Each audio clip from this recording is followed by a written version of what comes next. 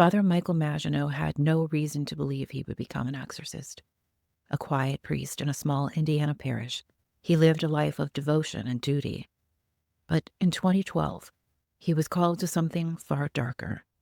He would become the last hope for a woman named Latoya Ammons, a mother whose life, whose very soul, had been ensnared by a malevolence beyond comprehension. The story began in the fall of 2011 when Latoya, her mother Rosa Campbell, and Latoya's 3 children moved into a modest rental house on Carolina Street in Gary, Indiana. It was an unremarkable place, nestled on a quiet street, its weathered walls bearing no sign of the horrors that would come. The family was close-knit, their bond strong despite the struggles of Latoya's single motherhood. But by the following spring, their world would collapse, and the Indiana Department of Children's Services would intervene, citing a reason as strange as it was chilling: severe spiritual stress. Latoya's children were taken from her, and what she believed, what others would come to fear, was that the cause of her torment was something ancient, something inhuman. The tale, when later told, would grip the nation and then the world.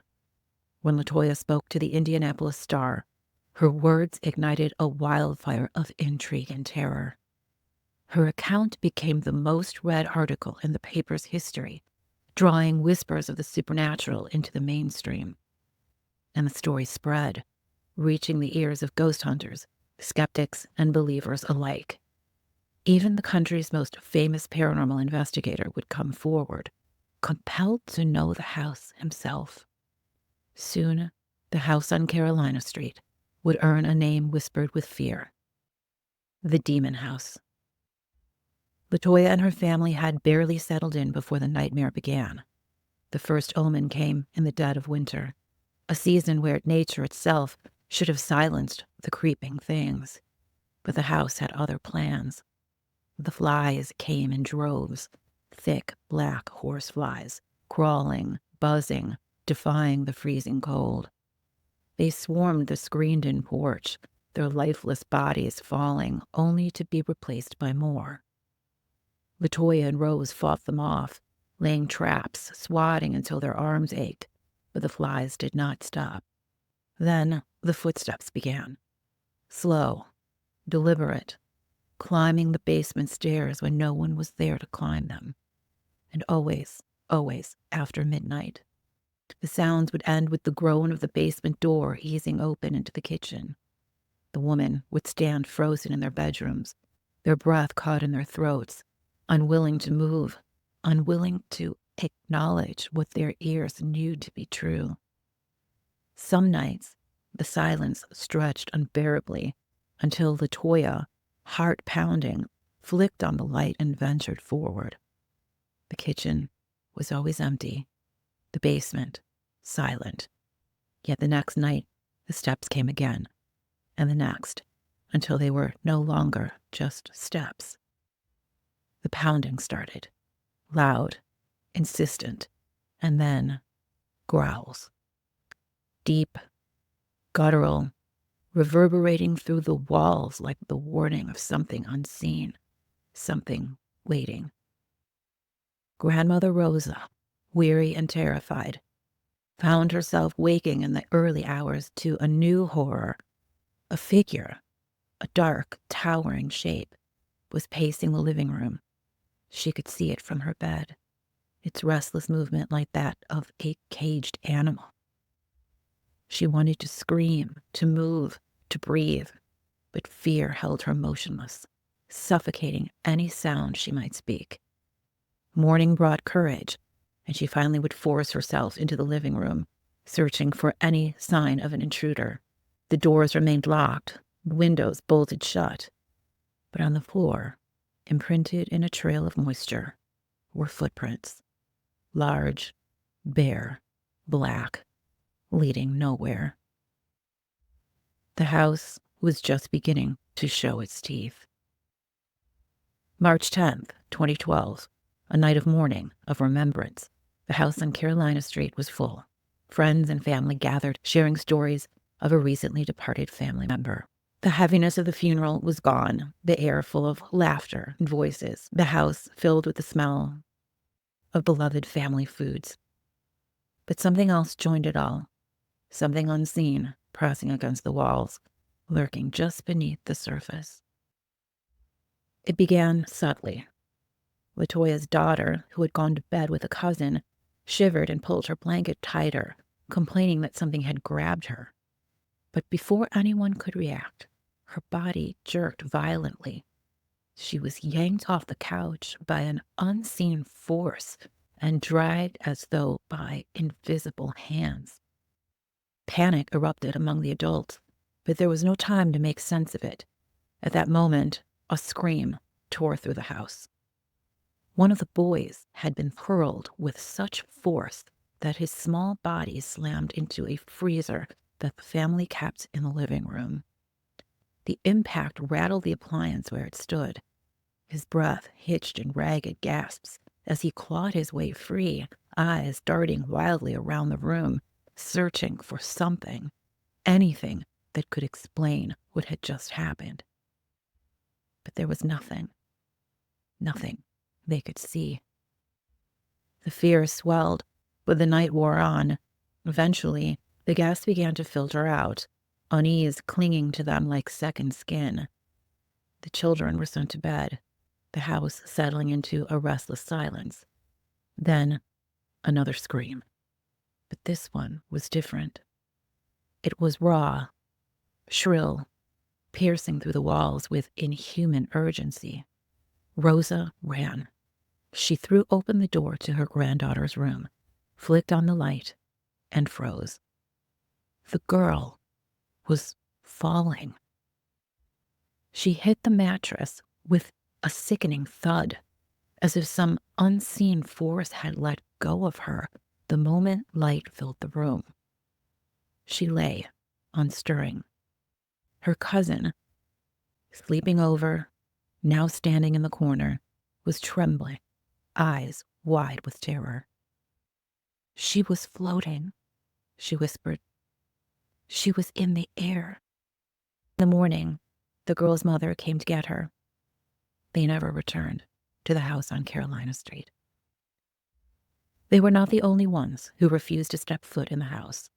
Latoya and Rosa pleaded for help, knocking on the doors of churches, begging for someone, anyone, to listen. But their pleas were met with skepticism, cold stares, muttered reassurances that were little more than hollow dismissals. The doors of faith, it seemed, had closed to them. Finally, after one particularly desperate appeal, a minister agreed to visit the house. He walked the rooms in silence, his face growing pale, his fingers tracing the unseen presence in the air. His conclusion was swift and dire. The house was troubled by spirits. His instructions were clear. The house must be cleansed. Scrub every surface with bleach and ammonia, he told Latoya. Carve crosses into the doors and windows. Anoint the family with oil. It was the first acknowledgement that something was wrong, but it was far from the last. Soon after, two clairvoyants, their expressions grim, sat across from Latoya and Rosa in the house. Their words cut through the fragile hope the woman clung to. The house, the visitor said, was infested. Not by one, not by 10, but by over 200 demons. The source was the basement, and their warning was absolute. Take the children and run. But with nowhere else to go, Latoya chose the only path left to her. She would stay. She would fight. Latoya constructed an altar beneath the house, a sacred space in the heart of the darkness. She draped a white cloth over a table. On it, she set a single, pure candle, flickering against the damp basement walls. There, she placed a statue of the Holy Family, standing like sentinels against the encroaching blackness. Dressed in white now, she moved through the rooms, burning sage, whispering scripture, invoking divine protection. The words of Psalm 91 curled into the shadows, pressing against whatever lingered there. Every room, every corner was marked and claimed. The basement last, where she placed an open Bible on the altar she had made, the pages splayed, a challenge to whatever force had taken residence in her home. For 3 days, the house was quiet. Then, all hell broke loose. Latoya would later tell the Indianapolis Star what happened next, that the demons were no longer simply lurking. They had moved into the walls, into the air, into them. The possession did not come suddenly. It slithered into their bones, silent at first, subtle. But when it struck, there was no mistaking it. The eyes of Latoya and her children bulged unnaturally, their sockets too wide, too deep, as if something else was staring from within.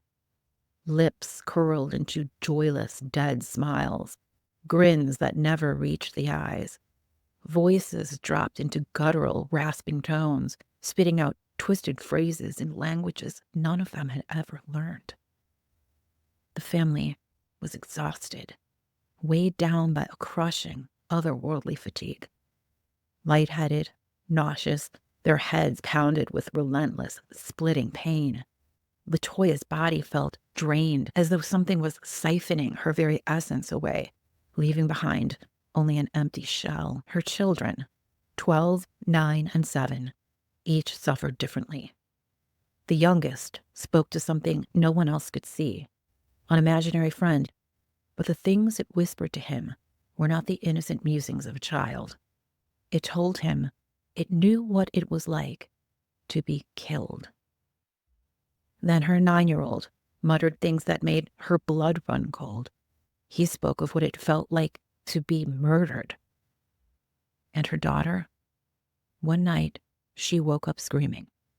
A voice had crawled into her ear, hissing an abominable promise. "You will live another 20 minutes." Latoya held her as the girl cried. Then came the violence. The headboard in the girl's room, solid wood and heavy, slammed into her with such force that she needed stitches.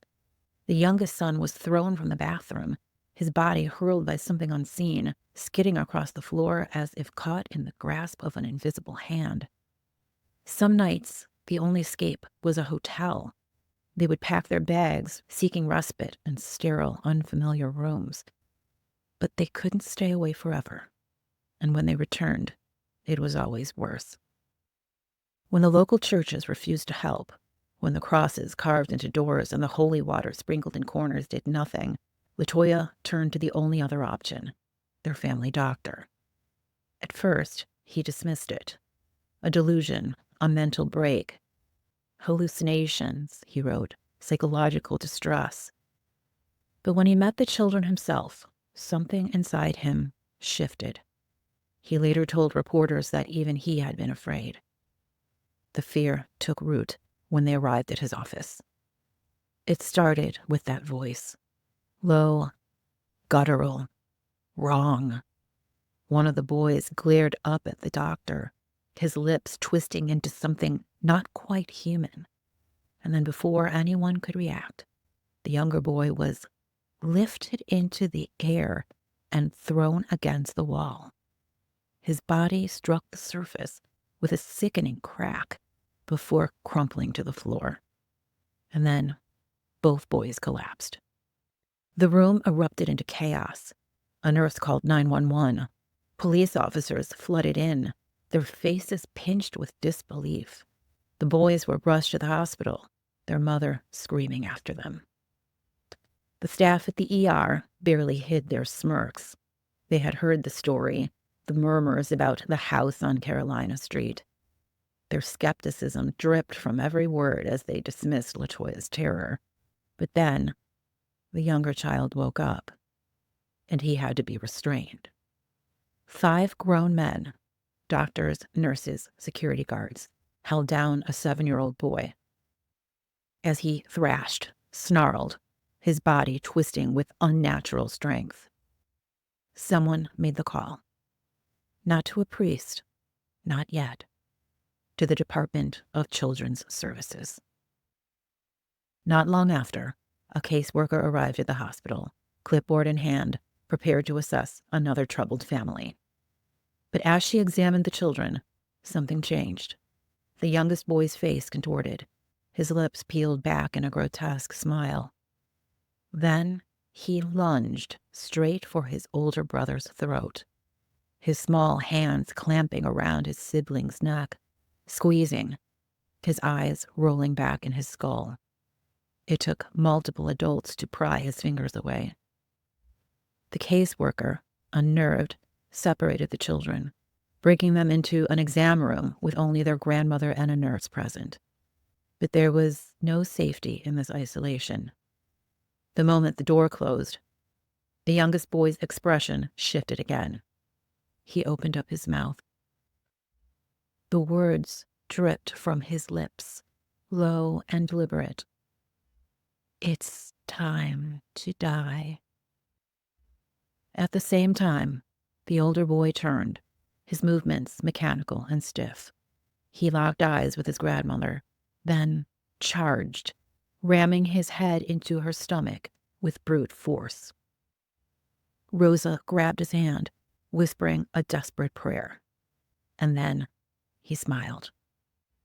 Still holding his grandmother's hand, he took slow, measured steps backward.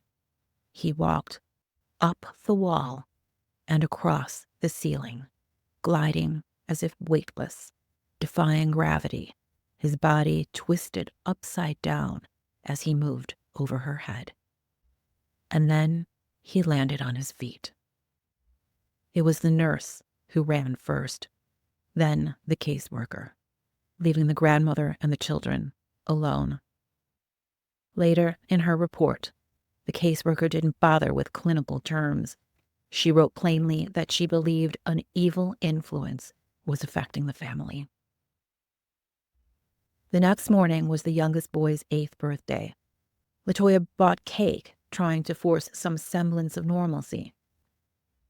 But the celebration was cut short when the caseworker returned, not with well wishes, but with orders.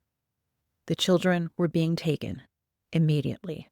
No hearing, no court ruling, just gone. The caseworker's reasoning: spiritual and emotional distress.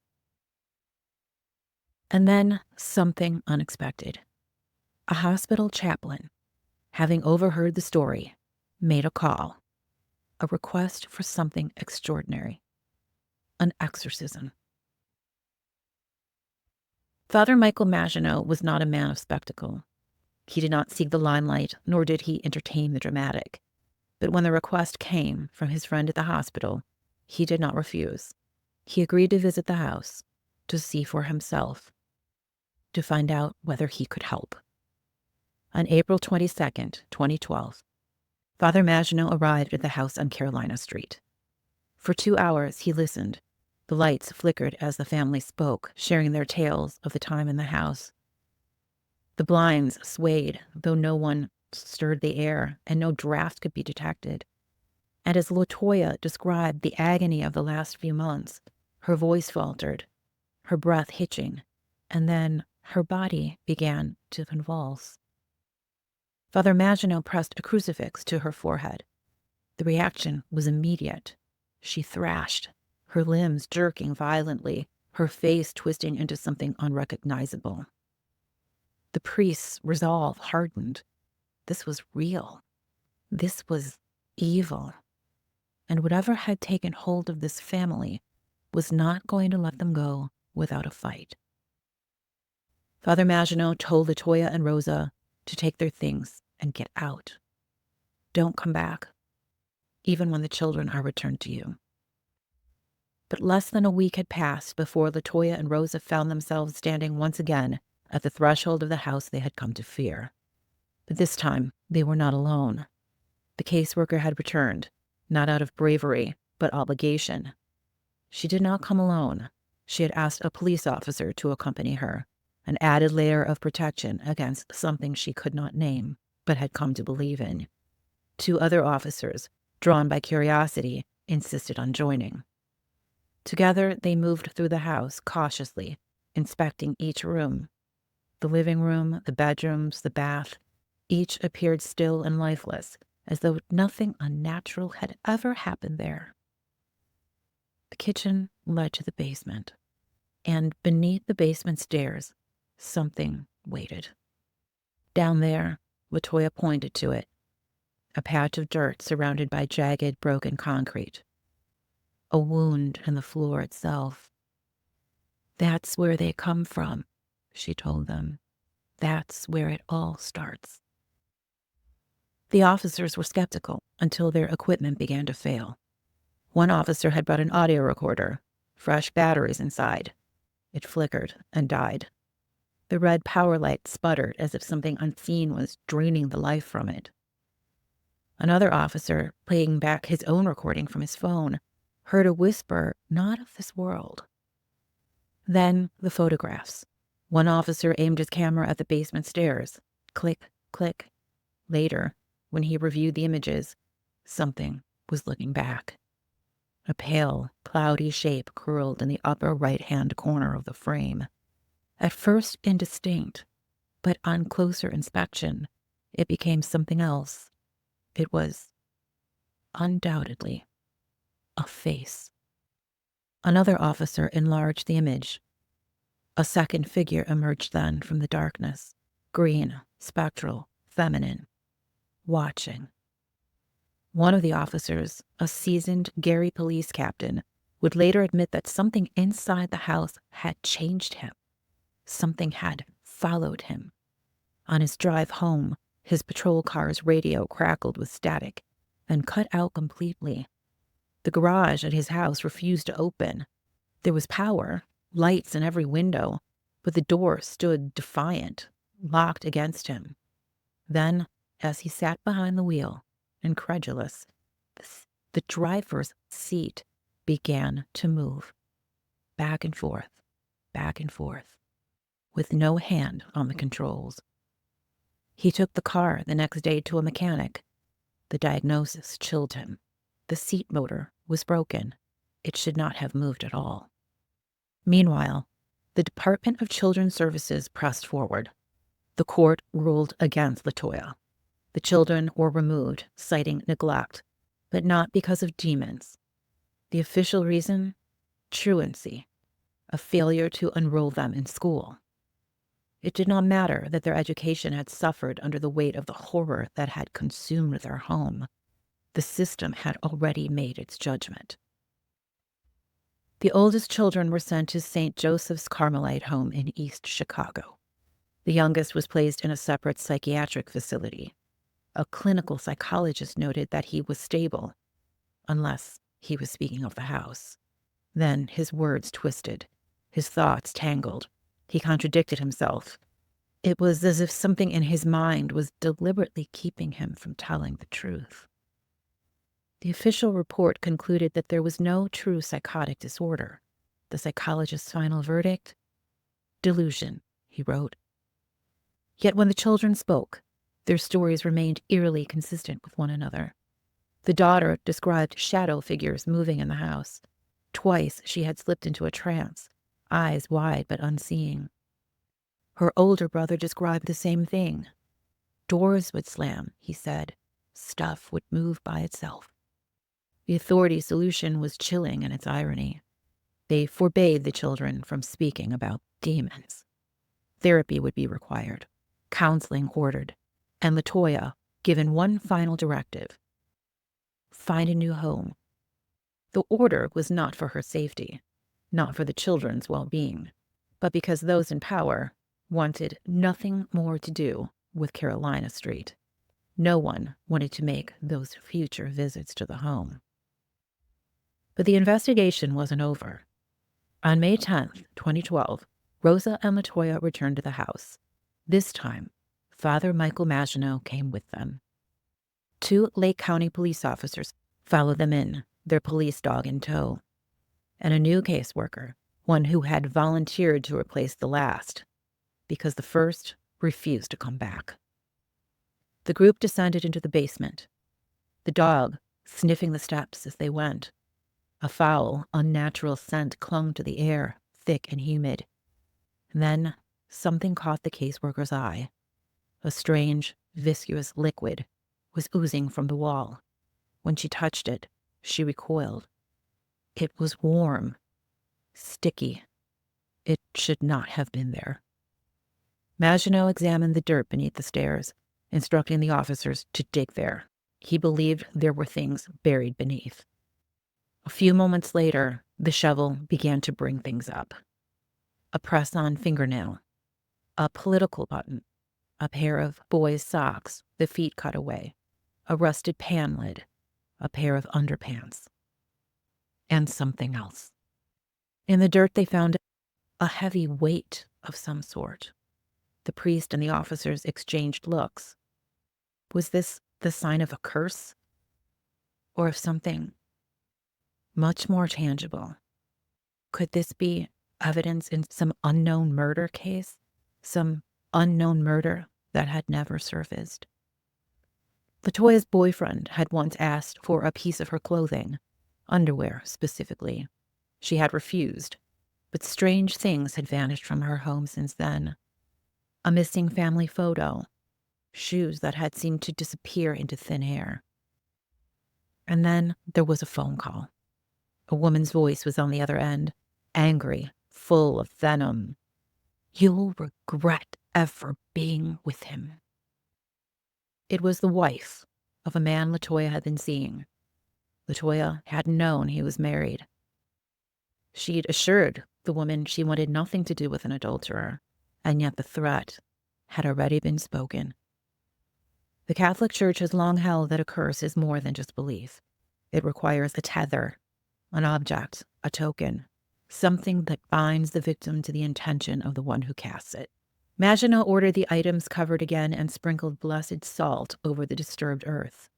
They filed silently back upstairs, but when they reached the first floor, the caseworker gasped. Her finger had become numb, pale and tingling, as if something was binding it, keeping blood from flowing through it. Then Latoya clutched her own head, wincing at a sharp, stabbing pain. The tension in the room thickened, pressing against them like unseen hands closing around their throats. The police captain left early, making some excuses. The others stayed. And that was when they saw it. The same slick, unnatural substance that had oozed from the basement wall now fairly dripped from the blinds in one of the bedrooms. They wiped it away, left the room, and locked the door, waiting outside. When they returned a few minutes later, the substance had reappeared. Father Maginot knew what this meant. The church has a name for such occurrences: a manifestation, a physical sign of demonic presence. With that, the priest had seen enough. Back at his rectory, he wrote to Bishop Dale Melchek, requesting permission to conduct an exorcism. The bishop's answer was flat: no. Maginot was told to consult others, more experienced priests, those who had seen this kind of thing before. When he did, the message was clear. This was not to be a simple battle. This would be a war. When Father Maginot arrived again at the house on Carolina Street, all was still. For the first time in months, the air did not press down on them with the weight of unseen eyes. The rooms did not echo with disembodied whispers. But it was a silence that felt wrong, as if the thing that lurked in the shadows had simply drawn back. Father Maginot wasn't fooled at all. He arranged a series of blessings, powerful, deliberate prayers meant to cleanse the space. But almost from the beginning, he knew this would not be enough. Whatever was clinging to Latoya and her children was deeper and more insidious. It had roots, not only in the house, but in them. Indeed, Father Maginot found that a minor exorcism would be needed. The caseworker, who had already seen more than she cared to, agreed to attend. 2 police officers stood by, not out of obligation, but because something inside them needed to see this through, needed to help this family. The moment the ritual began, the temperature in the room shifted, a presence unseen but felt. The caseworker later confessed to reporters that her life seemed cursed after that night. A motorcycle accident burned her flesh, broken ribs from a jet ski crash, a shattered hand, a fractured ankle, misfortune again and again, as if something was following her. But the minor exorcism was only the beginning. At the end of it, Maginot looked at Latoya with grim determination. He said, "You have to name them. The demons. Their identities must be made plain. The church teaches that a demon's name holds power over it.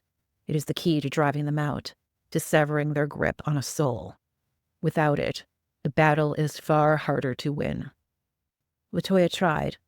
She searched the internet night after night, trying to pinpoint just which demons she felt were tormenting her family.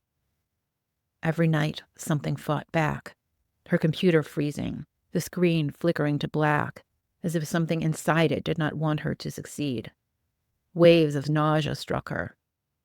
The room would spin, her head throbbing. But she pressed on.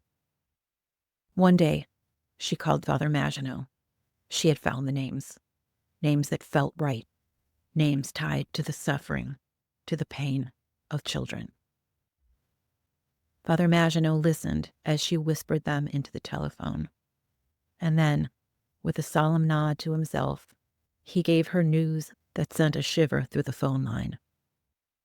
The bishop, he told her, has granted permission for a full exorcism.